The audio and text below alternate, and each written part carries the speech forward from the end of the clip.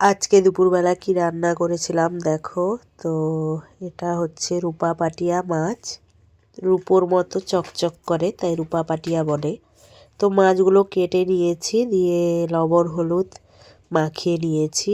আর চিংড়ি মাছ কেটে নিয়েছি, ওটা বাঁধাকপি ঘন্ট করব আর রূপা পাটিয়া মাছের টক করব।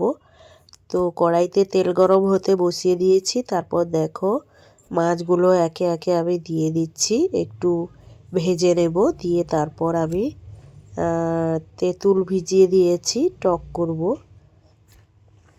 এই মাছের টকটা খেতে বেশি ভালো লাগে। তো ঝালও করা যায়, ঝোলও করা যায়, ভাজাও খুব ভালো লাগে। তো তোমরা কীরকম রান্না করে খাও এটা কমেন্টে অবশ্যই জানাবে। আমার তো একদম নাক বন্ধ হয়ে গেছে, তো তাও ভিডিও করতে হবে তাই করছি। তো দেখো মাছগুলো আমি উল্টে পাল্টে ভেজে নিচ্ছি, আর এখানে দেখো তুলে নিয়েছি, আবারও দিয়ে দিয়েছি মাছ, আর এখানে তুলে নিয়েছি। সব মাছ আমার ভাজা হয়ে গেছে। এবার আমি কড়াইতে 5 ফোড়ন, শুকনো লঙ্কা দিয়ে ভালো করে তারপর নাড়াচাড়া করে নিচ্ছি। তারপর আমি একটু হলুদ গুঁড়ো আর একটু লঙ্কার গুঁড়ো দিয়ে নেড়ে চেড়ে তারপর আমি ওই তেঁতুল জলটা দিয়ে দেব। তো দেখো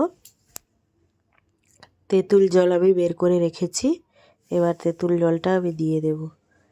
তো দেখতেই পাচ্ছ, তারপর আবারও তেঁতুলটা চটকে ভালো করে জল বের করে দিয়ে দেব। টক মানে টক জিনিস যত বেশি ফুটবে তত কিন্তু খেতে স্বাদ হয়। অনেকক্ষণ টক ফোটাতে হয়, তাহলে কিন্তু টেস্টি বেশি হয়। আর ভাজা মাছগুলো দিয়ে দিলাম, ফুট চলে এসছে। আর এই ফুটের মধ্যে আমি কিছুটা আলুও দিয়েছি। তো কেমন হলো কমেন্টে অবশ্যই জানাবে। আর বাঁধাকপির ঘন্টও করেছিলাম চিংড়ি মাছ দিয়ে। তো কেমন হয়েছে, দেখতে কেমন লাগছে কমেন্ট করে অবশ্যই জানাবে। এই দেখো টক হয়ে গেছে আমার। আর আজকে দুপুরবেলার মেনু ছিল ভাত আর রূপা পাটিয়া মাছের টক আর বাঁধাকপির ঘন্ট চিংড়ি মাছ দিয়ে। তো কেমন হয়েছে, দেখতে কেমন লাগছে কমেন্ট করে অবশ্যই জানাবে তোমরা। আর সবাই ভালো থাকবে, সুস্থ থাকবে, আর সবাই সবার পাশে থাকবে। এখন তো খুব ঠান্ডা পড়ছে, তাই ঠান্ডা লাগছে সবাইকে। তো সাবধানে থাকবে। টাটা সবাইকে।